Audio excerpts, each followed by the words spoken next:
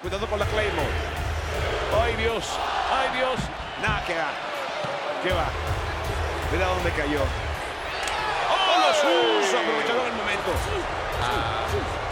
Sí, sácales mi nombre de la boca. Se supone que esto no es un combate entre leñadores, es de leñadores. Bueno, Los compadre. leñadores están afuera. Ellos tienen una misión. Que el más cachimbo Vieron su misión y se les dio. Ay, Mira olvídate esto. de esto. Bueno, olvídense. Y ya estamos a 2 semanas de WrestleMania Backlash y para ir calentando el ambiente un poquito más, yo les traigo las 3 cosas que son tendencia ahora en WWE.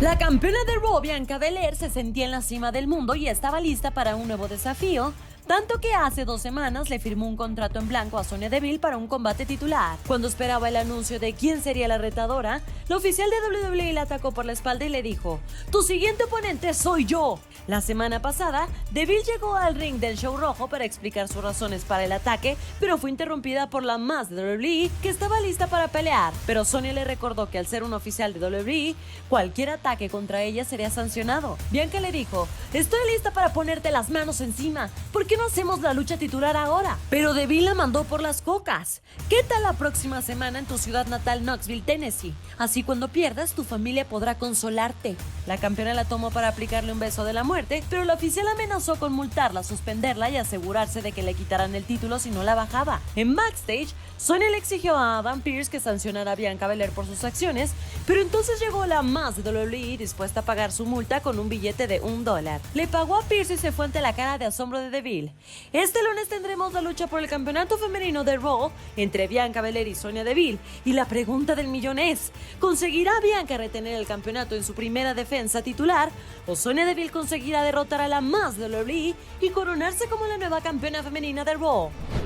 Nada se siente mejor que hablar con la verdad y Ezekiel lo demostró en Raw. El lunes en el show rojo, Kevin Owens, con ayuda de Chad Gable, sometió a Ezekiel al detector de mentiras. Gable le hizo algunas preguntas de rutina para luego preguntar lo que nos interesaba a todos: ¿es tu nombre real, Ezekiel? Zeke respondió que sí, y entonces Chad confirmó que era verdad. Owens no podía creerlo y le exigió al académico que hiciera otra pregunta: ¿es Elias tu hermano mayor?